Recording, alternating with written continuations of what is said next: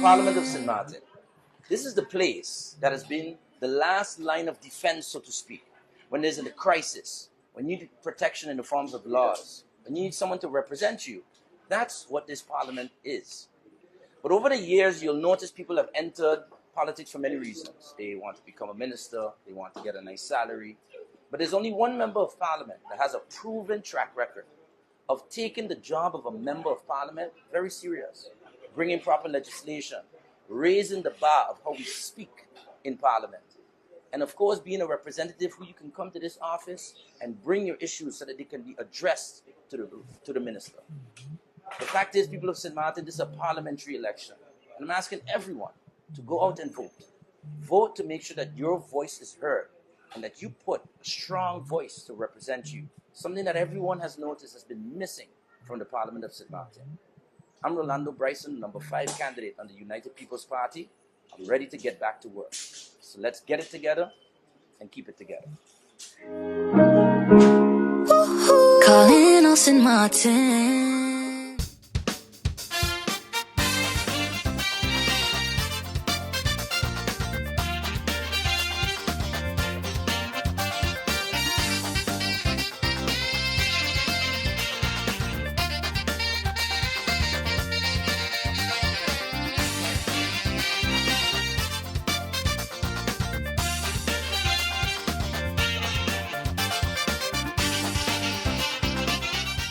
Welcome to Late Night Show. Hope everything is okay. Hope everything is all right. I'm your host, Andy. Okie dokie, kids. What's happening on the lovely island of St. Martin? Debbie Downer time. We begin with, of course, the unfortunate news of a search that took place this morning. And that is, of course, Wednesday? Yeah, Wednesday morning. Wednesday morning, there was a house search and arrest. For what? Vote buying. Believe it or not, vote buying. Now, this vote buying business has been something that has been disputed or talked about over the past years in St. Martin, because we kind of tend to always say, it's part of we culture. Wait, what? I don't think that's supposed to be a thing, because some other places, they don't have no type of vote buying. The definition of vote buying. AI, assist me with the definition of vote buying, please. Vote buying, also referred to as electoral clientelism and patronage politics, occurs when a political party or candidate distributes money or resources to a voter in an upcoming election with the expectation that the voter votes for the actor handing out monetary rewards. Vote buying can take various forms, such as a monetary exchange, as well as an exchange for necessary goods or services. This practice is often used to incentivize or persuade voters to turn out to elections and vote in a particular way. Okie dokie, so that's the definition. And in St. Martin terms, that means exactly what? Because let me tell, and maybe the prosecutor don't know, so maybe we just have to school them about St. Martin culture, because, you know, they come here, we live where you vacation, basically.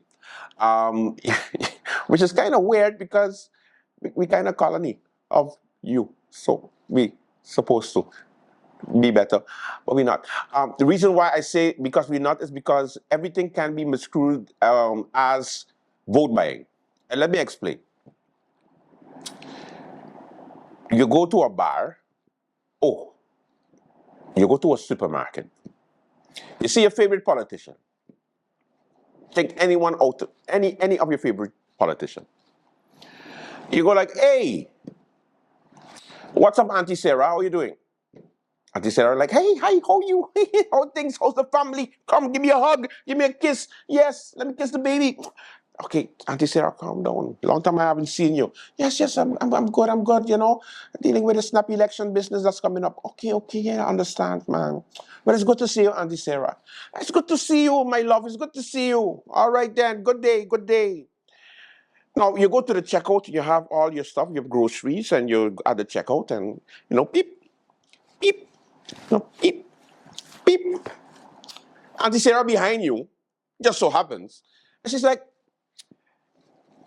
I go handle it for him. I go handle it for him. Yeah, his family. We good. Go ahead. I'm gonna pay for it. Is that considered vote buying? No, I waited because you went quiet. You're like, oh, wait.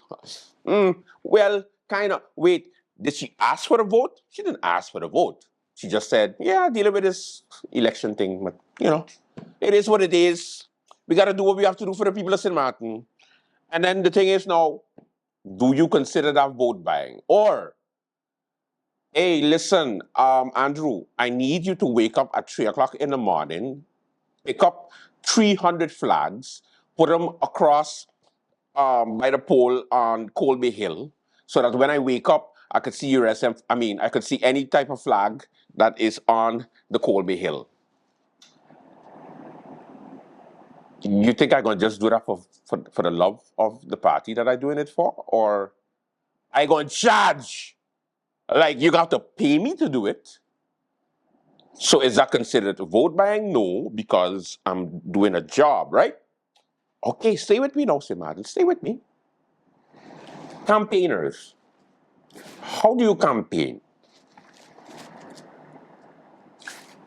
Because now the candidates' hands are stuck because anything that is given to you is a gift. But it's a gift for a task, and the task is to get votes for the candidate. Are the campaigners the one who's selling the votes or buying votes? You see how intricate everything is? It's a Martin culture, 16 square miles. Small, even on the French side. So let me take the whole island, no problem. You meet a politician, they see that you need help. What makes them not help you because it's election time? So what do you call it after the 19th of August? Do you call it still a bribe? Because then now they're helping you because election finished, so you can't call it vote buying. So, but I gonna help fix your house after the elections, or I'm gonna help you pay the school bill after the elections, or I'm going to help you get a job after the elections. I'm just saying, like we need to pick a struggle, because if we're gonna go all the way, we gotta go all the way. That means everybody that's doing everything for every politician, all 100 and something politicians that are contesting the upcoming elections, have to do it for free. You can't declare it as on the tax form. It gotta be a voluntary situation going on. Because I can't pay you. I give you $1. That means, oh my God, this won't buy it. No. According to the prosecutor office, this morning, 3 suspects so far have been arrested today, Wednesday, July the 31st, on suspicion, among others, participating in a criminal organization with the purpose of buying votes, for which a member of St. Martin Parliament was the primary beneficiary. So what does that mean? It means a group, a team, say, okay, we are going out there and we are going to buy votes. And as a result of the person who the OM is investigating is saying, in this case is Akim Arnell, that he got his seat via buying votes. It's not up to you to prove it. It's up to the prosecutor office to prove it. We just spectators of the sport, so we're watching. But that is what he's being accused of. Now, being part of a criminal organization is always a stretch for the prosecutor office, because it's like you're not allowed to have friends, family, supporters. That's not allowed. It's immediately called a criminal organization. Or a gang. It's a gang right away, because they do it together. They come up with everything together. Therefore, gang. The prosecutor press release continues on the same day, which is today. The workplace of Parliament of the Parliament building of the MP at the center of the case was searched as part of the ongoing investigation by the National Detective under the direction of the examining judge. I bet you the security at the Parliament building, like, all right, guys, which one of the office are you need today? Which one of the keys? Listen, are you know the way? Are you know the code to the door? Look, I don't want to walk up the tree, man. Just, you go ahead. Because you was there 3 weeks ago for Kevin. To Kevin search. Nothing changed in 3 weeks. So, Akim Arnell, third door to the left, to the right. You know where it is. You can see his name. Go ahead. Surprisingly, I think when they went in Akim Arnell's office, they noticed it was empty. You don't get it? It was empty. No. You're going to get it tomorrow. Don't worry. Play this back tomorrow, and you're going to laugh with me. Okay? I am the one, the way your son don't need a gun to get me. More arrests and searches are not ruled out in this investigation that focuses on the period around the parliamentary elections of January 2024. So, again, this has to do with the investigation that started back in January 2024 and not August 2024. I know it's confusing, but this election that we have now, this period that we have right now, we didn't have an election as yet. The election is for the 19th of August. Obviously, you can't investigate him for the August 19th elections because he hasn't been elected. The last election that we had was in January. So the investigation is about the January election, just to be clear.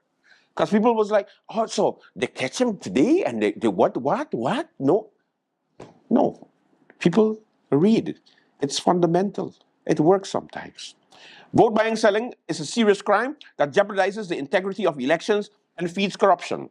The investigation is aimed at maintaining the integrity, fairness, and fundament of the democratic process. The investigation is ongoing, and anyone that has been approached with offers to sell their vote or anyone who knows of someone attempting to sell or buy votes is urged to contact KPSM at tip line 9300. The investigation code name is Actimum.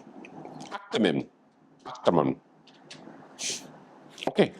It's conducted by the National Detective under the authority of the Prosecutor Office. The National Detective specializes in investigating criminal activities within government. In particular, the focus on civil servants. Who are the 3 people that were arrested? We don't know. Is Member of Parliament Akim Arnell part of the 3 that were arrested today? No. He is not in jail. Or you stop putting the man in jail. He is a suspect, the main suspect apparently, but he's not in jail, so stop it. Now, recently I did do a little interview with Akim Arnell, and I think it's important now, more than ever, to hear from the good MP because you don't hear him. So tonight you go hear him on late night, and this is not even a made-up thing. This is not an AI. This is actual Akim Arnell on the late night. Good afternoon, everybody. You asked me where the United People Party. Well, I'm running again. This is my second time running on the United Party. I must say, I believe to myself, this party is resemble of myself because a little of business and a little of social, a little of everything. My team, who I see so far, mainly my candidates who I have around me, have shown me that we have all different point of views and aspects linked to the country. What's better for this country of St. Martin? So if you ask me United Party, I say, let's go up all the way because they're where we want to bring everybody all the way up. My platform right now basically is mental health, tax reform. They are my 2 biggest things right now because we have to think about the mental awareness of people. I will always campaign on that. My mother was a nurse. She's passed away 3 years now, and honestly speaking, that have been still a hard time on me. But everybody have the losses, and everybody have many more. But nobody asks about the mental state and mental stability of everybody. Everybody have been going through, even you, the world, everybody. I think mental awareness has to be more broadened and more out there for the people of St. Martin. And the tax reform has to be better for St. Martin to generate more money for the country. Then we have all the things, education and all these things moving forward. That's why I have a team and we platform to make everybody, make sure we help every individual in St. Martin. For the upcoming snap elections, everybody out there, come out to vote. We need your support. We can't do this without the people of St. Martin. We have to show everybody that you get our support, because we are coming to you at the United People Party to give us the mandate to govern this country to a better St. Martin. Moving forward, we have a lot of things to clean up, but trust me, we can do it with the team and leadership we have right now. It's a new up, and we're going all the way up. Okay, so what have we learned? 3 suspects arrested today, Wednesday. Akim Arnell, not in prison, not in holding, not being questioned. That's it. That's the story. Now you know. That's it. Now, as far as this whole guilty until innocent thing, you gotta stop that. Because it's a known fact, like St. Martin and its melee and the way people talk here, that because Akim Arnell has not promoted himself as the other politicians, that he must have gone into office by buying votes. Nobody wants to say it, I'll say it for you. Okay, cool. That's what you assume. And it's okay to have an assumption, because you can assume that St. Martin will become, a better place someday. But will it happen? It begins with you. So we gotta stop with the pre-consumed notion, and we have to think on, let the investigators investigate. Let them prove that he buy votes. It's not going to be a 1, 2, 3 thing, because listen what have to happen. And I need you to understand. So when you get arrested for vote buying or vote selling, they have to have it on proof. They have to have hard proof. Okay. So let's say, for example, Andrew, you're accused of selling your vote, and you receive money from someone to vote for Akim Arnell. If I say yes, I gotta go jail, because that is punishable by law. If they say, you know what, if you tell us, we ain't gonna charge you, we're gonna give you a community service, we just looking to lock up Akim, then you could say, okay, yes, he did. Okay, how did it happen? You make up a story. Yeah, he told me to come and meet him at this corner in this dark place. And then afterwards, I went. I didn't bring my wife and my kid. Too soon? Okay, anyway. I went alone. I went there and I got money. He gave me $500 for my vote. And I took it and I put it in my pocket and I said, just to be clear,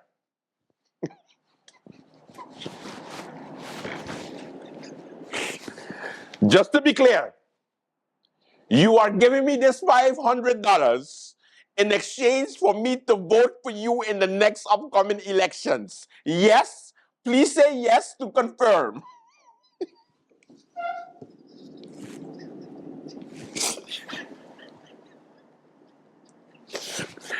And Akim, or the person selling for Akim or buying from Akim for Akim, has to literally say, yes, I confirm that I have given you this $500 in exchange for your vote on January the 24th elections of the year 2024.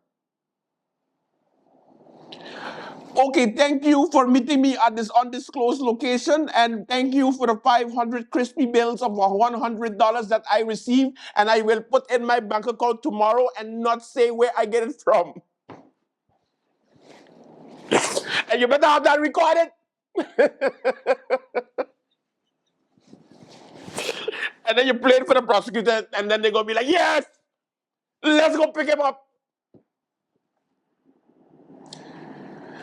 even when you send a text message, hey, Pete, you're running for the next elections? Yes? Okay, listen, I want to vote for you, but I'm not doing it for free. So give me $1,000 and I will vote for you in the next elections. And then Pete answers back, thumbs up. What the fuck?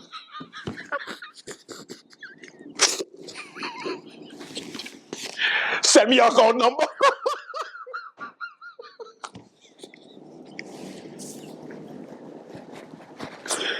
Send me your account number. And then Pete goes on. And he goes on, you know, when you go your online banking and you have to put on the note, what for? And you put subject. Vote.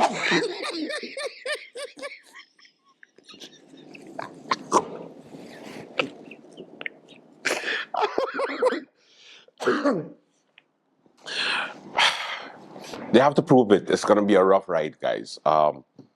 I'm sure the prosecutors would have a strong case. Otherwise, they wouldn't arrest three persons. But the way things go these days, they're doing their job. You have to leave the investigators investigate. You have to leave the prosecutors prosecute. And then, of course, his defense attorney, whenever they question him and whenever they basically give him the allegations officially, because as a member of parliament, there's a whole list of procedures that have to happen before you even could have him sitting inside of your building answering questions as a sitting member of parliament. Yeah?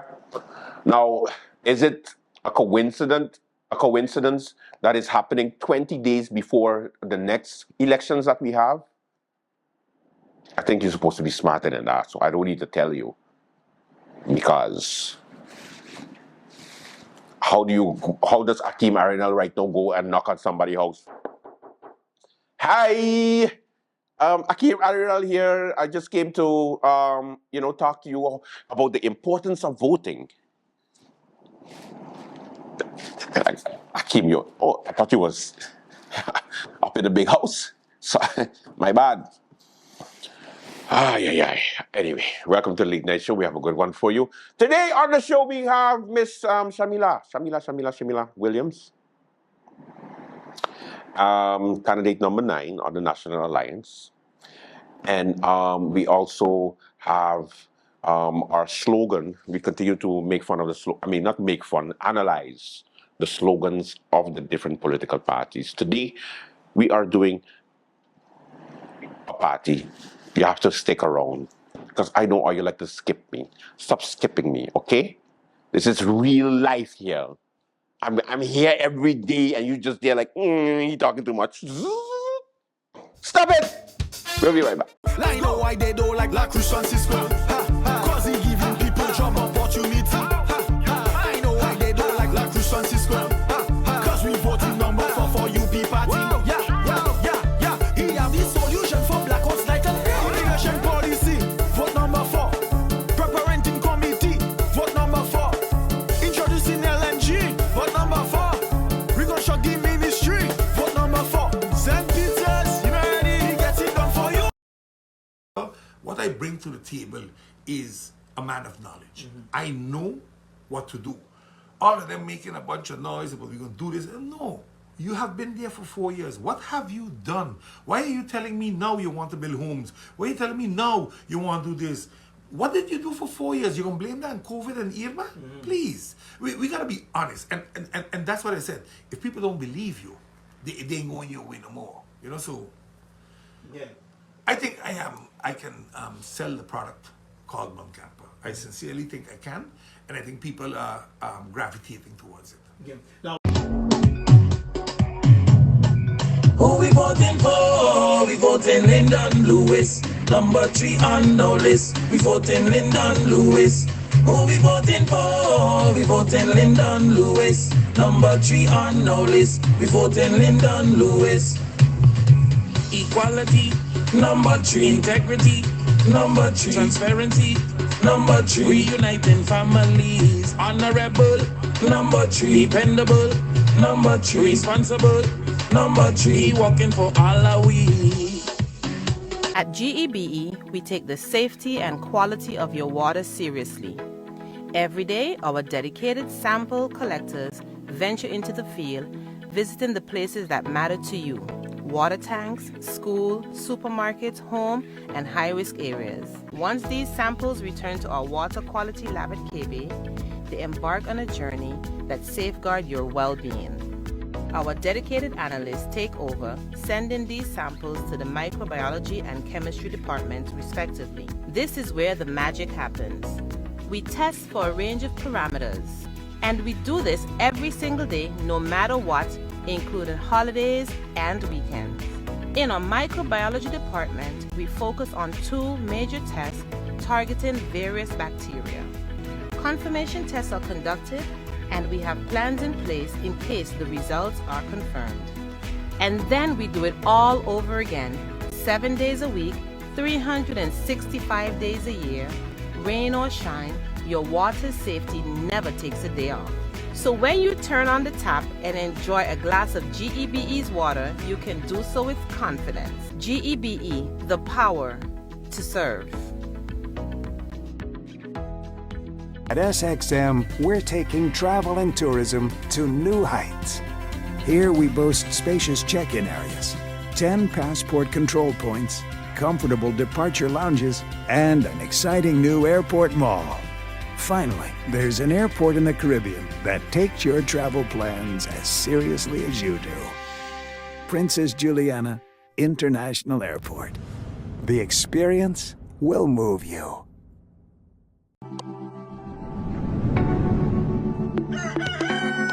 And I fall on my knees. Tell me how to wait to be. Tell me how to wait for. Tell me all that I should know.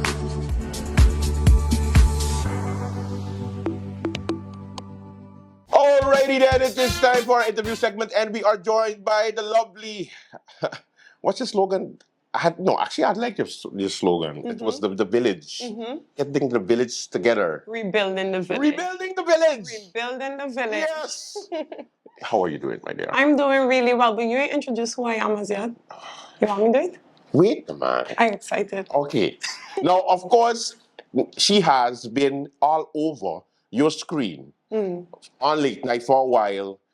We did an interview with her before. Yeah. For exercise thingy. Correct.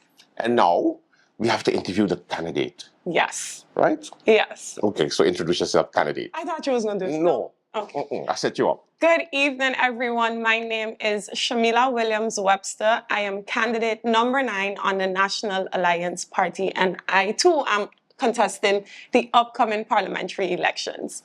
Now, the first question is, why haven't we seen this person for the last election? The last election, you was like, you know, right, you know, you were there, kind of there, but now you're like, ha, everywhere. What? Open up, you go somewhere. Hey, Shamila. I'm like, what? All over. What going on? All over. You know, what changed? To be fair, the last election was my first time running. I really didn't know what to expect. I also decided very last minute to run, compared to like the other new candidates on National Alliance. So for me, it was a matter of getting my feet wet, trying to understand the world of politics the dynamics. As a candidate, and also trying to remain true to who I am and what I believe in, and then what we kind of see and expect of politicians as well. And I think what's working in my favor is I had last election, which was literally a few months ago, and I had a really good evaluation after elections with my team, and we looked at what worked, what didn't work, and now we are full speed ahead. Full speed ahead. Because, and that's the thing, how do you do the difference between a politician and staying true to the person that you are? Yeah. Because, I don't know if anybody told you this, and I'm going to be the first to tell you, if not. But you look nothing like a politician. You don't sound like a politician. I don't feel like I'm a politician. You don't give promises like a politician. I really don't. Everybody like, oh, she's so bubbly, she's so fun, she's so fun. Yeah. But then at the same time, you're like, no, take me serious. I'm serious. Exactly. No, I am. I say this in interviews quite often. I don't see myself as a politician. I don't try to present myself as a politician either.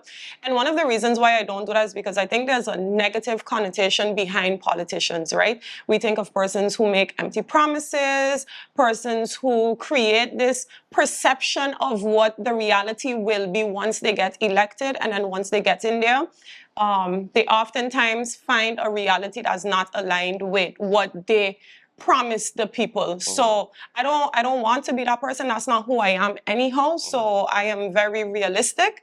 I expect there to be challenges, and I'm upfront. I'm upfront about it, and I'm honest with the people. So when I speak to persons, I'm like, hey, listen, I don't have all the answers, but I am aware of the challenges, and I am committed to working hard in the best interest of everyone. So, You make it work. I do. Okay. I do. So good answer. Now, as far as your platform is concerned, you have several platforms. Correct. But your main one is what? So the main thing for me this election is education and the youth. So when I talk education, I know oftentimes people speak education and they're talking about the curriculum and what the children are learning, and it's quite broad indeed. But because my profession is a child and adolescent psychologist, so I work in education, but as psychologist. So I'm in the schools, I work with kids who have learning challenges, behavioral challenges, social emotional challenges, and I provide support to them, the teachers, their parents. And from my experience, I've realized that we talk about inclusivity in education, but we don't necessarily have that. And that is something that is very dear to me because too often, I work with high school students, and too often I see children who've been diagnosed with, and Andrea, I'm dare to say it, we're using it as a hot topic, autism, because I'm hearing all these candidates speak about it. Yeah. But I don't know if they're speaking about it from a place of experience. When I speak about it, I'm speaking from experience. So I know we have a lot of students who've been diagnosed with different I don't like using the word disorders, but maybe challenges. Okay. Different challenges. Autism being one of them that is quite prevalent here on the island. Oh yeah. And in my experience, what I've seen is a child is diagnosed with autism, and then the child comes to high school, and because we don't have the proper resources in place, we don't have the proper policies in place either, nor do we have the legislation to protect these students at high school level. They struggle, teachers struggle, and more than anything, parents struggle. So out of frustration, oftentimes I see parents either pull their children out of high school and either go into private learning, so homeschooling, or they move abroad. And these children, we oftentimes look at them and think something is wrong. And I don't think that something is wrong. I just think they learn differently. They live life differently than maybe the rest of us. And I think we stand to learn a lot from them. So as a future elected parliamentarian, I know that we have the special needs education policy that was worked on during the previous term.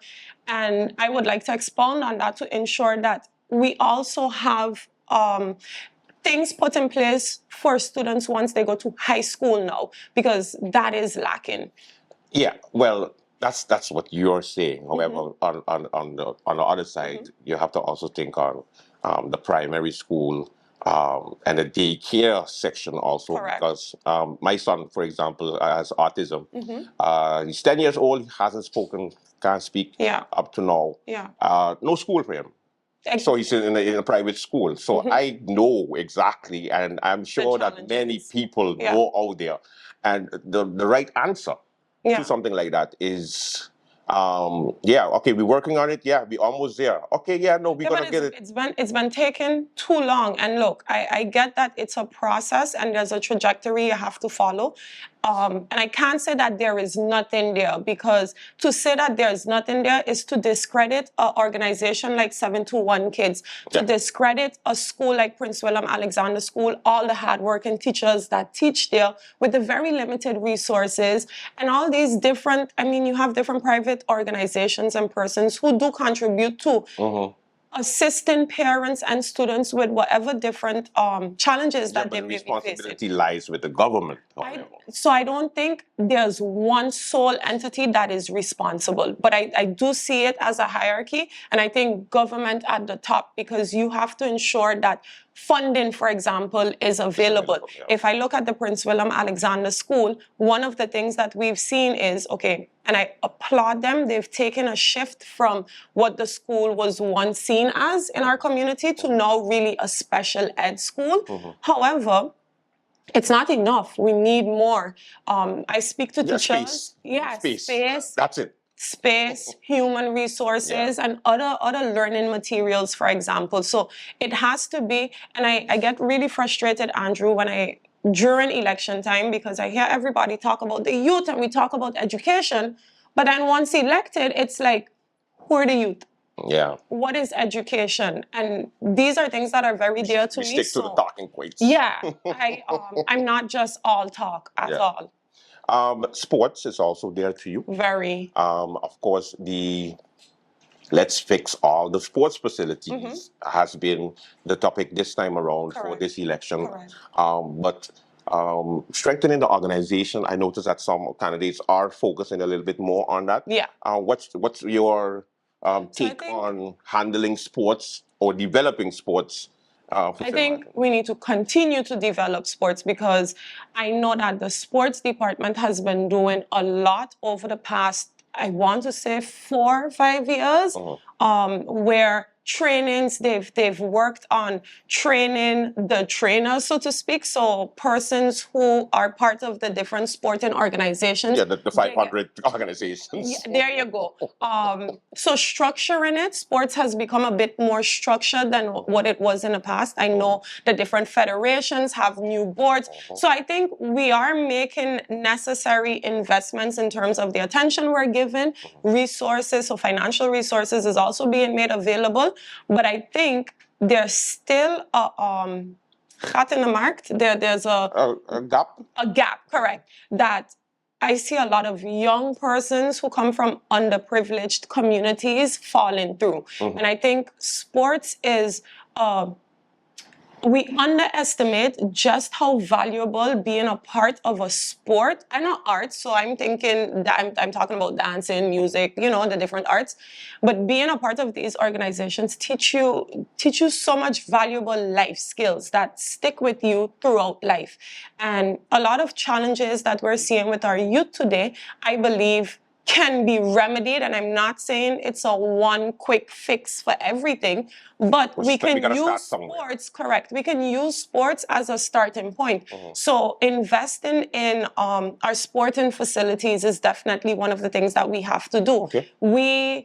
Look, I ran track and field when I was younger, and while no one from St. Martin made it to the Olympic stage in track and field, I ran together and I trained together with a Sharendi Martina who came right from Curacao and made it to the Olympics. You know, I remember being at home watching him on the TV screen, and I was like, hey, I know him. Like I know him, you know?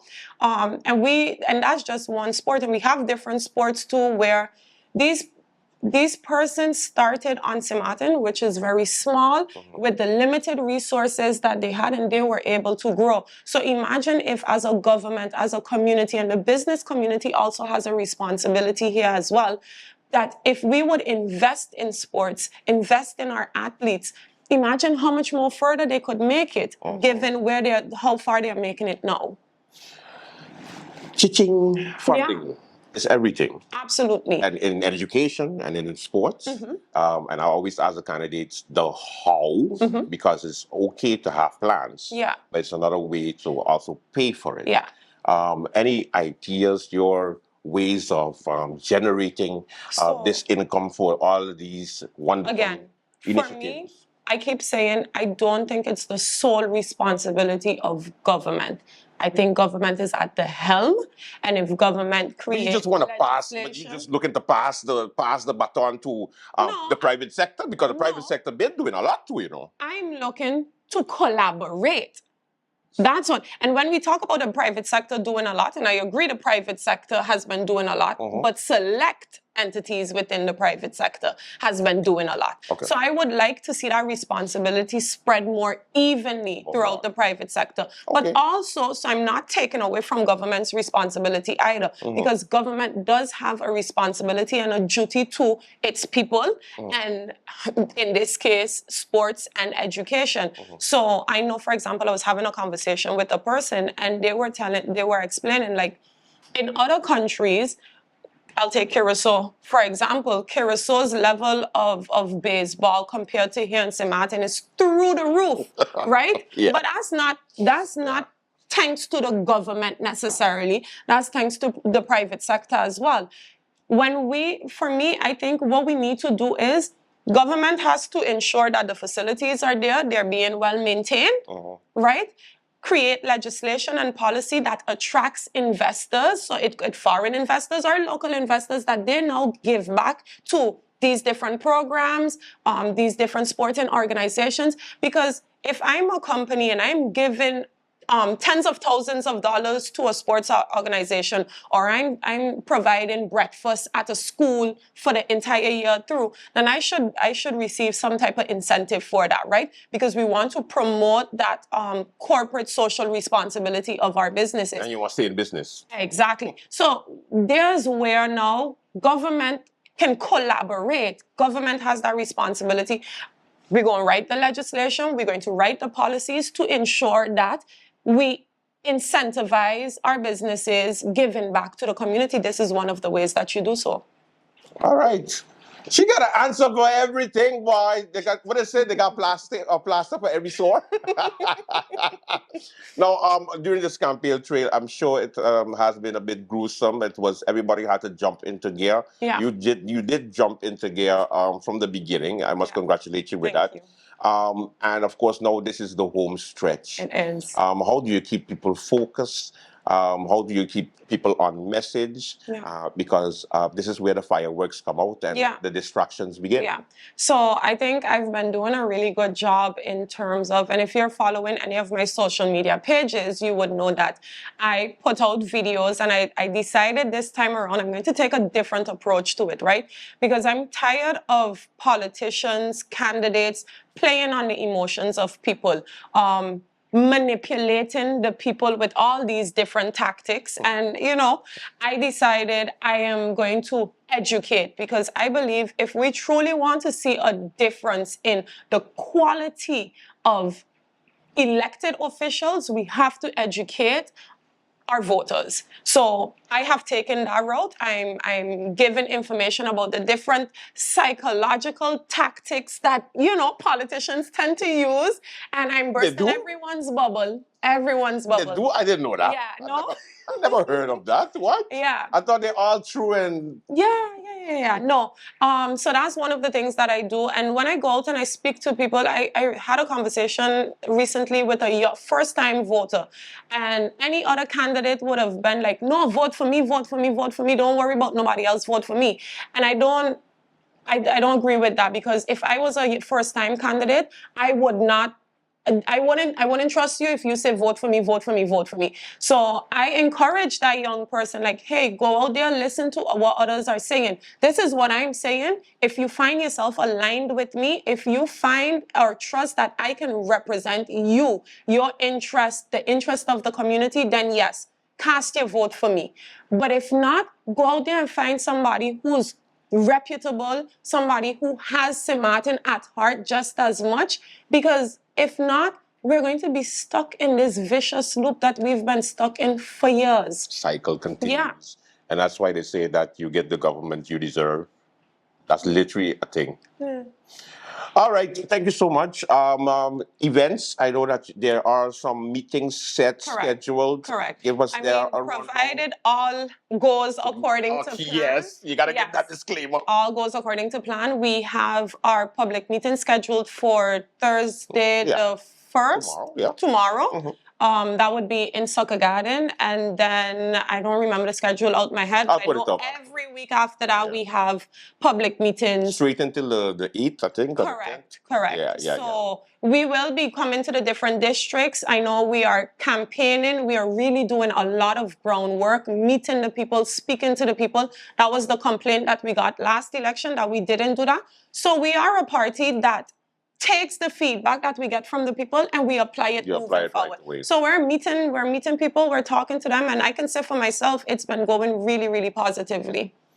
All right. Of course, you just had the wonderful guest and a candidate. And I should also say, the Family Fun Day champion. Thank you. Yes, I am. The Family Fun Day champion that beat the Minister of Fitness. I just had to put it in because I watched the live and she was like, yes, I did it. I did it. Yeah. I'm competitive like that. She is competitive because she was excited. So I said, let me put it in. Thank you. Yeah, you got this. Later, she'll be right back.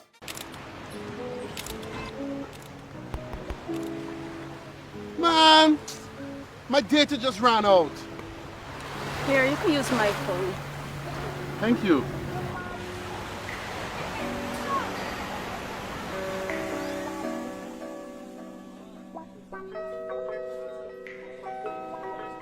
Come on, man. My data finished again. Relax, honey. You can always use mine. Wait, how come you always have so much data?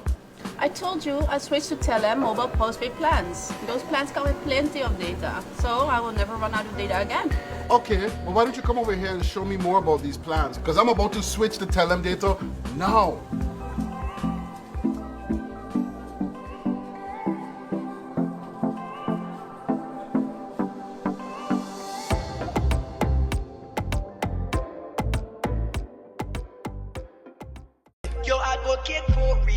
Raising the bar with MP Roseberg.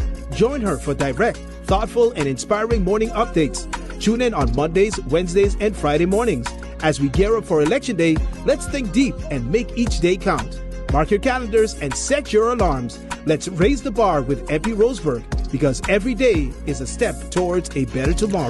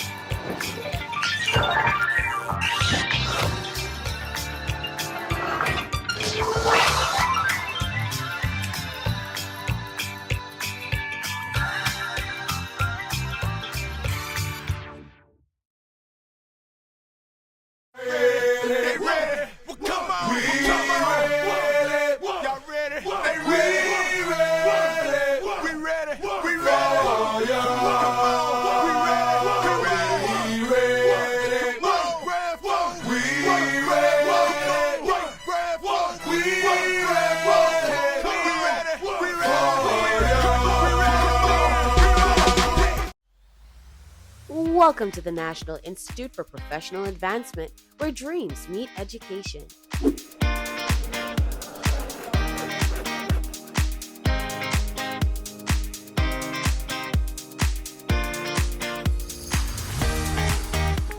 At NEPA, we offer 9 exciting programs to help you reach your full potential. From our state-of-the-art culinary program, where you can master the art of cooking, to our hospitality program, preparing you for the dynamic world of service. Our electrical installation technician program offers hands-on experience and practical skills for a bright future.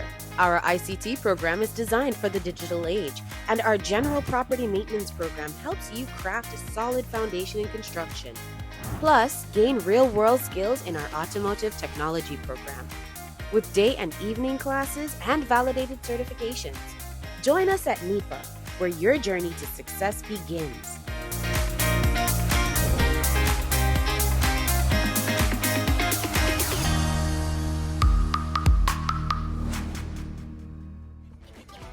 Enroll now.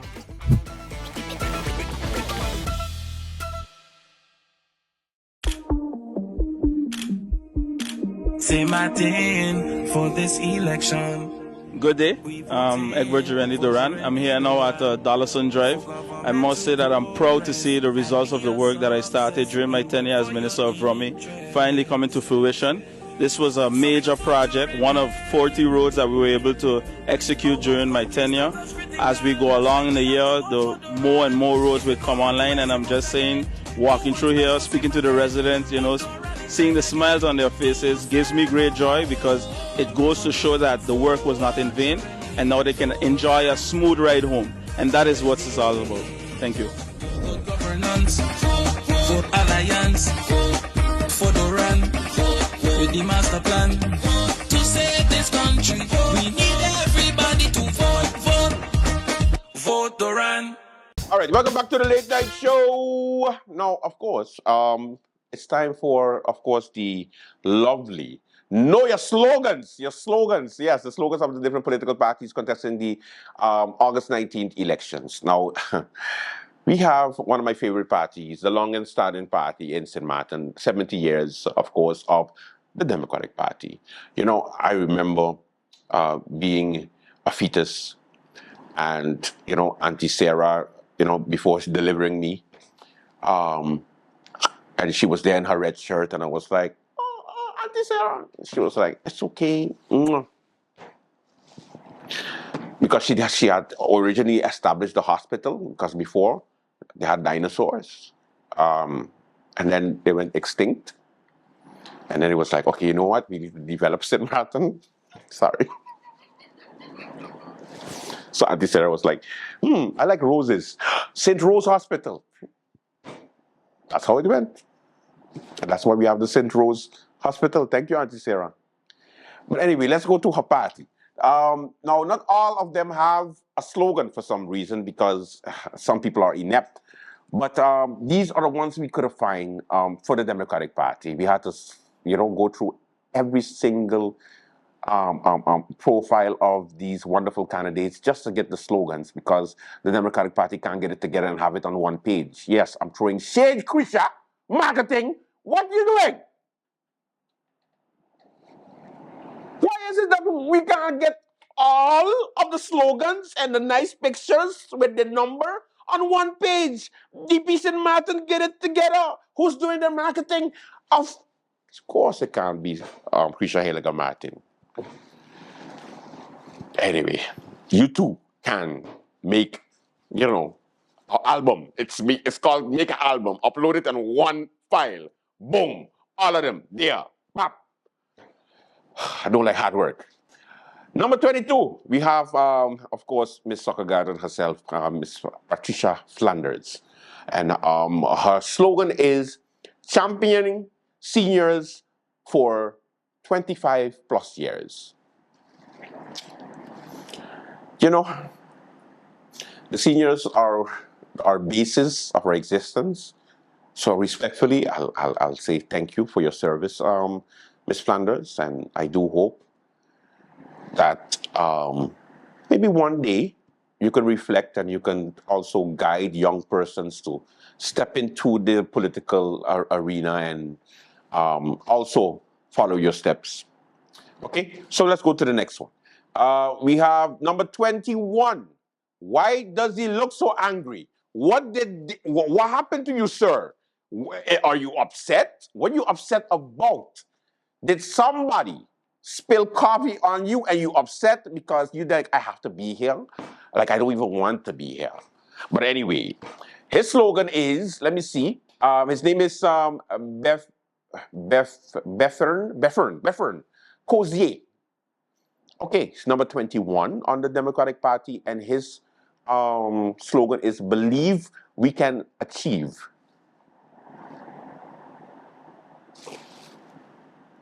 Yeah, I know. You just did it too, right? Because I had to do the switch. You know when you don't understand something, so you're trying to comprehend, so you have to do like, because maybe he was trying something, so he makes you think. And that's why his face like that, because he believes we can achieve.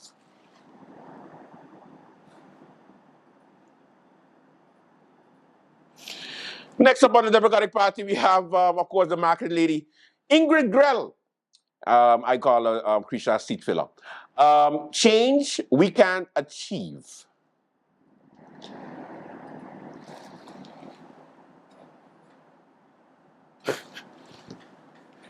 What the hell is this? The number 21 and 22 decided to come together and say like, we going to mind mess, we going to mind, I can't even say it. We going to mind mess with them. Because I just went like, oh, wait, what? I just heard that. Wait, no, that's not it. Change we can achieve. And 21 is what? Believe we can, we can achieve.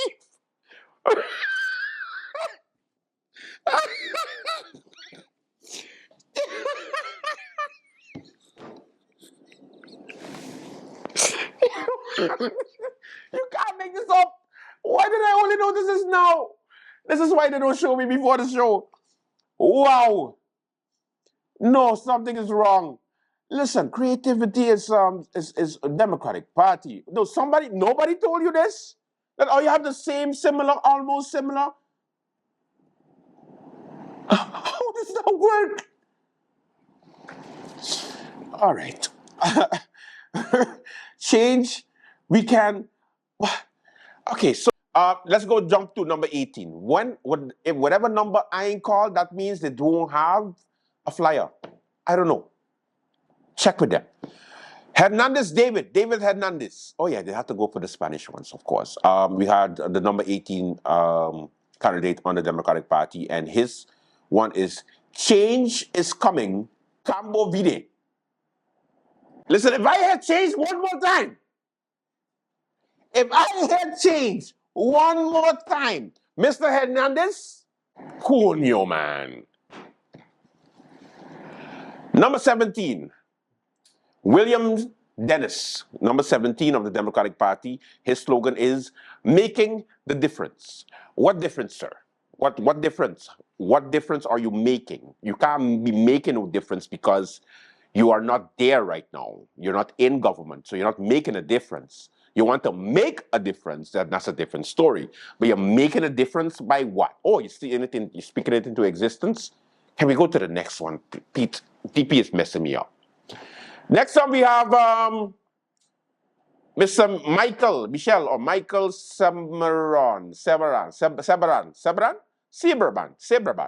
Seberman.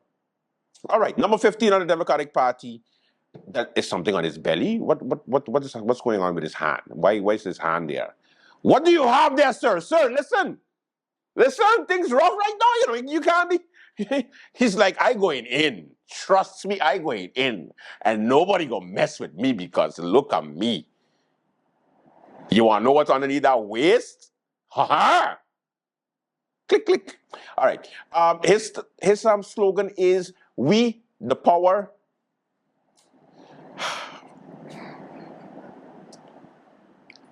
We have the power to change.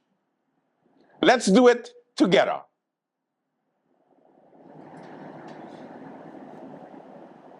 Are you messing with me? Are you messing with me today?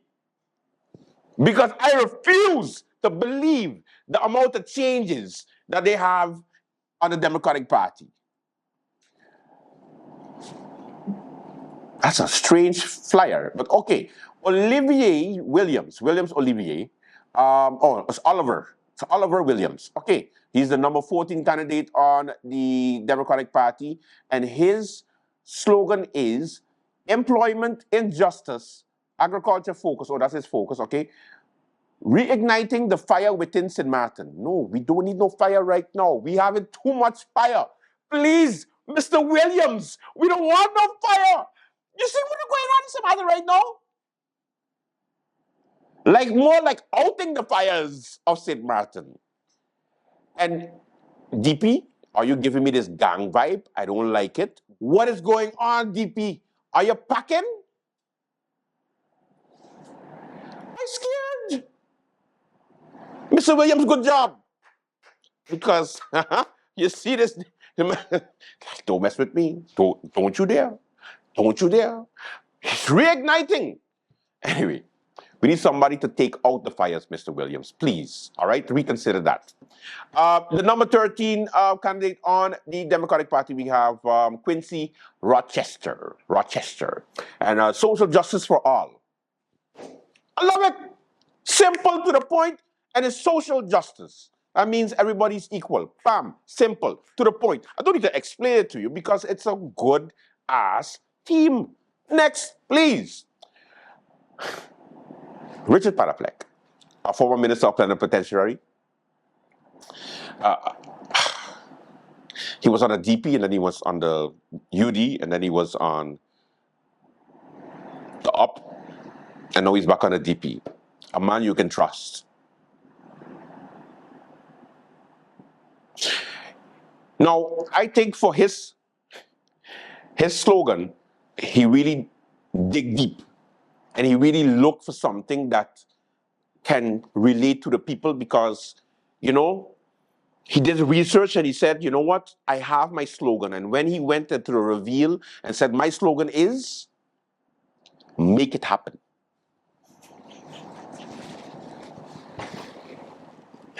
Richard Conyo, man.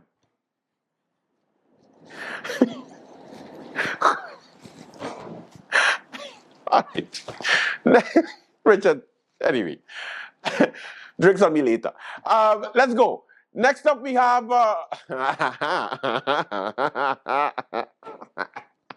This is gonna be fun. Pete, I hope you got all day. There we go. So next up, we have Mr. Alston Lawrence, the number 11 candidate on the Democratic Party, and also acting as if he does not have locks, because he has locks. Like, why you hiding? Like, no, nigga, you got locks. Stop it.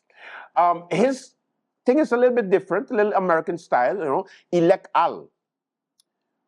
And then he says, your voice today, our future tomorrow. I want to know what the future is of Carnival. That's what I want to know. Are you still there at the Carnival Foundation, Alston? Are you still part of the SCDF, Alston? Or Krisha tell you, hey, you're running. Okay, Krisha.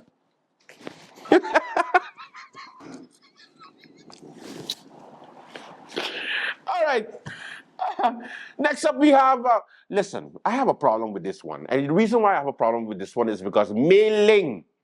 I still have not received my invitation or at least my cake from the wedding you had with Derby. Up to now, I haven't gotten a little cake and saying, sorry for not inviting you, Andrew, but here's some cake. Clarence would probably spit on it. Country First is her slogan, and that's the director of the Tourist Bureau. And Country First, meaning, okay, I'm not going to be too hard, so let me just, because this is not your first time I'm running, so I don't need to speak to you like a child. But please, Miss Derby, understand this and understand this well. St. Martin is not a country. So you saying Country First is deceiving. Because we're not a country. We might say country St. Martin, and it's cute to say because we have a prime minister, and it's cute to say because we have parliament, and we have the council of ministers, and we have all kind of things that a country is supposed to have. Okay, you know we're not a country. I believe Julio Romney said it best, we're a constituent state within the kingdom. That's the actual term that St. Martin is, aka we a colony. You saying Country First means which country? Because it can't be St. Martin, because it's not a real place. It's not real. You're selling fake dreams to the people that you want to vote for you, Miss Melang Chung Derby. Anyway, next up. And that was the number 9. Let's see, it wasn't number 8. Fabio, come pay a bill. Next. I even won't bother. Nah. Representation for you, number 7. Benjamin Bell. Benji! Hey boy, Benji had a good one, a good team last election. We voted for Benji. Benji. Hey, I wasn't chewing, I was in my car. And then every time I passed another candidate, I was like, I can't play the music loud. Representation for you. That ain't bad. All right, next up. Mr. Cheap Man. Khalil Raven. What? It's, yeah, you gotta zoom into that, buddy, because I can't see. Fighting for who? Fighting for what matters. And what matters? You getting in, right, Khalil? That's what you want to fight for. Okay, I get it. Next up. Krisha. Together we can. Together we still can. I ain't gonna trust Krisha because she's gonna invite me out to go canoeing, and I don't want to mess it up. So, Krisha, great job! Yay! Yay! And last but not least, can we stand? No, we're not gonna stand. Thank you for your service, Auntie Sarah. Number 1, standing strong for all. And even though you stole the slogan, please put up Atwell O, even though you stole it, Auntie Sarah, nobody gonna call you out on it because you deliver Atwell. You deliver his mother, you deliver his father, you deliver his entire family. So thank you for your service. Please, let us all stand and say, thank you, Auntie Sarah. You still my hero. Okay. Yo, I tell you already now, one day, right? Auntie Sarah gonna be like, I'm tired of this bullshit. I'm gonna tell this boy something. Andy, hold me. Andy, hold me now.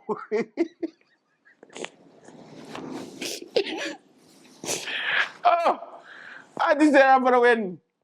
I swear.